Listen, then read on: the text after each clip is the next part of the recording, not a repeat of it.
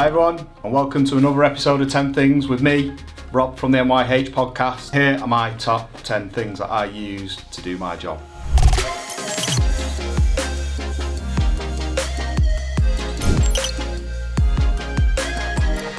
I thought I'd start off with something nice and big that I do actually use this quite a lot. It was constantly on the go yesterday, and as you can see, it's well used and abused, and at the moment it's running with an old stool leg on the handle to keep it going. But this is the Stihl TS410, I think it is. I use it constantly doing cuts, whether it is on the brickwork side of things or whether it is on the landscaping side of stuff that we do. I use it for cutting metal, I use it for cutting tarmac. It gets absolutely used and abused and thrown in the back of the van every day, but I know it's very reliable, it's very dependable. I can pull it out, whatever the conditions, whatever the job, a couple of pulls and it's away and going. And doing all those cuts to make it look really neat and tidy, exactly what we want. So my item 2 is coming at you from two fronts. So this is my very well worn down and used, and yes it is dirty, and yes there is mortar on there. It's not pristine, but it's a well used piece of kit. My pointing trowel and my brush. And I brought these in because the way you finish your brickwork can be the make or break of it.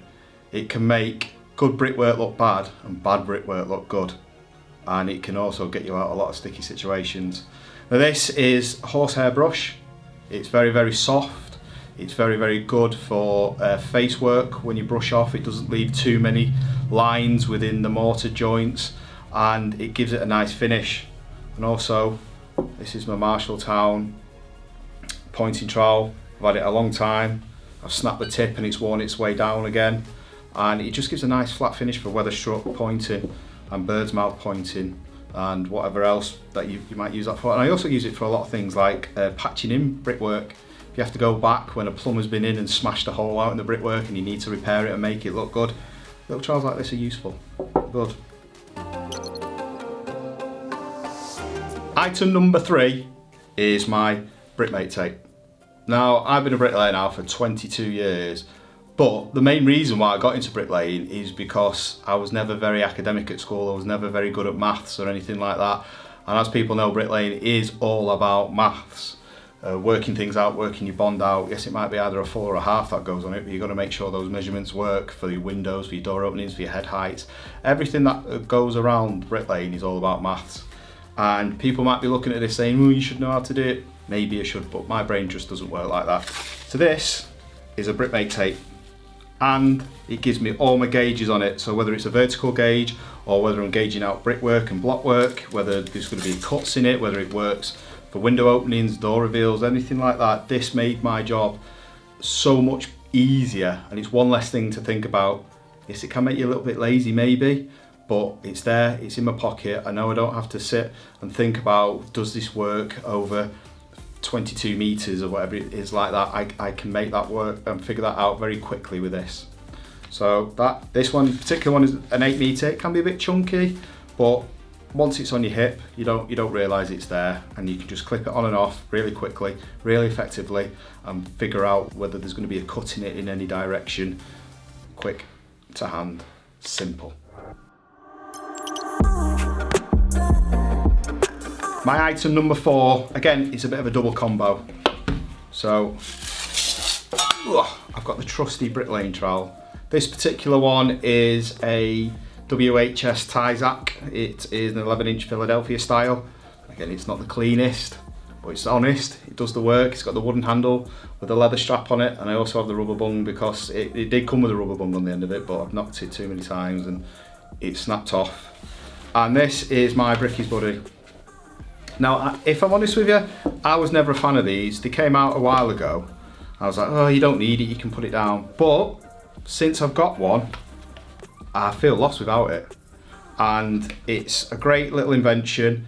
It's basically like seatbelt material. You can put it either on your belt that you have on your trousers, or you can have it on, like I have, an external belt that goes on it, and it just keeps your trowel to hand all the time. It's just a magnet that works like that, and it's great for block work, particularly because blocks, some of them you have to use two hands, so your hands are tied up all the time and you're putting your trowel down, you're like, where have I put that, where's it gone, I can't find it anywhere. But with this, just snap straight onto your hip and it's ready to go again. And my trowel, you can't do any bricklaying without the trowel. I love this trowel. I've had it not too long because they wear down, don't they? But this one is a very comfortable trowel to use. It's not too big, you're not breaking your wrist using it all day long. You can in and out. I tend to hold mine quite close to the heel. Some people hold it a bit further back. But the WHS Tyzac is the one for me, along with the Brick Buddy. Great combo. So next up on my list is the good old faithful brick jacket. This particular one has got the podcast stuff on there, and Joe and the team over at Brick Jackets are really good and they print these for us. But again, this has become an essential part of my kit, because especially this time of year coming up to winter time, the last thing you want to do is turn up for work ready to lay in the bricks or blocks, whatever you're onto, and they're absolutely soaking. You can't do it, because anybody knows who tries to lay brick and block in the rain, it is impossible, you can't do it. And this is where the brick jacket comes in. Covers the bricks and blocks for us, keeps them nice and safe, clean, tidy, protects them. I've actually got one in the back of the van downstairs that's covered in concrete, because where the bricks were stacked out ready to go, the ground workers had done a concrete pour that same day and just absolutely blathered the brick in, or they would have been covered in concrete if it wasn't for the brick jacket. The good old faithful brick jacket, it is an essential bit of kit now in my tools. Okay, so my next item is a bit of a change up now, because not everybody knows, but I do run a podcast called the MYH podcast, and now my tools are slightly changing from the trowels and the hammers and the still saws and things like that to items like this. So these are my two cameras. This is GoPro 10. Fantastic camera. It's a tiny little camera, but the quality and the stabilization and all the great things you can do with this camera is unbelievable. And every single podcast that you see either on YouTube or whether it is on social media has all been filmed with this camera. And later on we added to the fleet, we added a Sony A6400. This gives it that real nice professional look. Not that I'm professional, far from it, but I really love this camera. There is really more expensive and better ones out there, but I just love the quality that this camera gives and the look and the way it works, and you can do all the vlogging style, so I can be Casey Neistat and people like that if I want to, and get funny looks as I'm walking through builders' yards and on building sites. But this is now becoming my number one bit of kit. I'm actually starting to hold these more than I'm holding a trowel.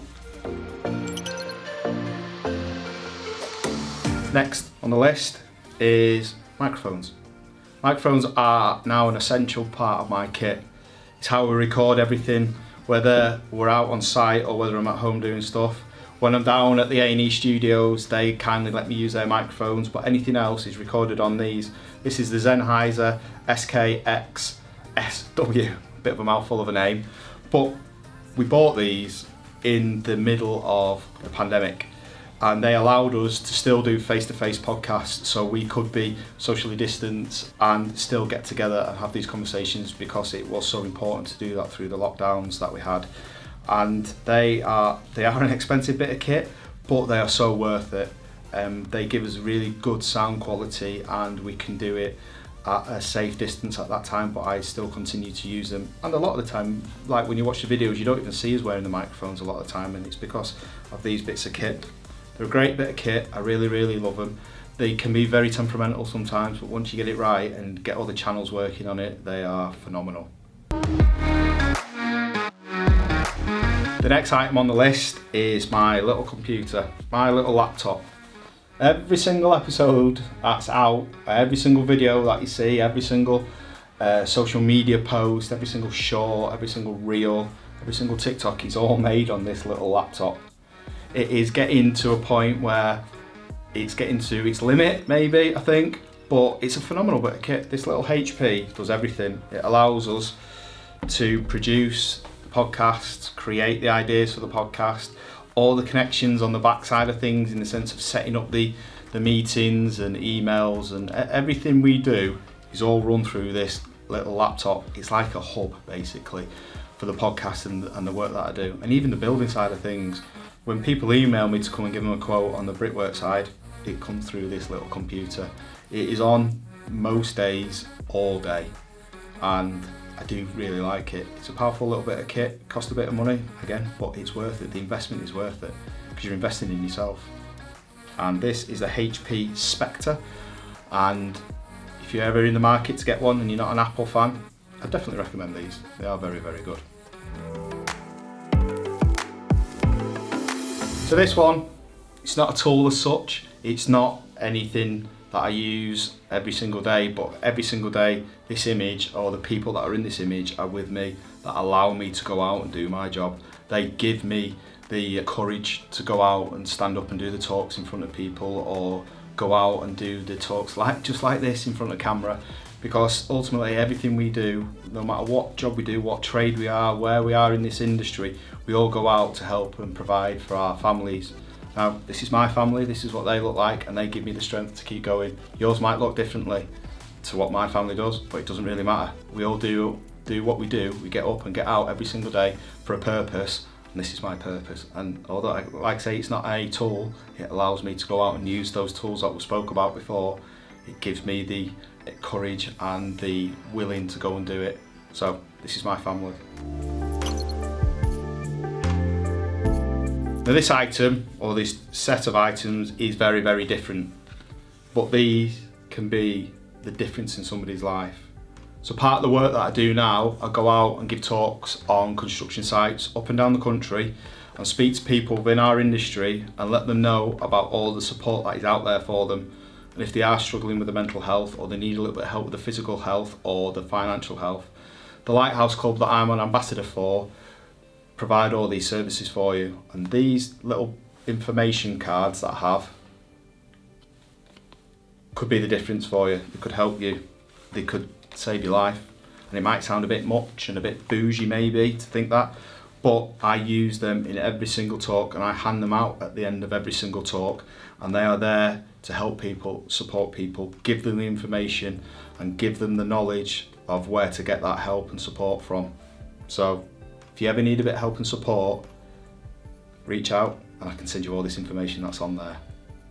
So guys, that has been my 10 things I can't build without. Thank you to A&E for having me down to do this today, and it'd be amazing if you could like this, share it and subscribe to their channel. It really does help get this message out there that they're promoting. And you can also follow me. All my socials are at the MYH podcast, and you can see what I get up to on a daily basis, whether I am using the trowel in my hand or whether I'm using one of the microphones or cameras. You can come along and watch what we get up to. But thank you very much for watching this episode. Let us know in the comments below who you'd like to get on. Other than that, thank you very much, and I'll speak to you all very soon.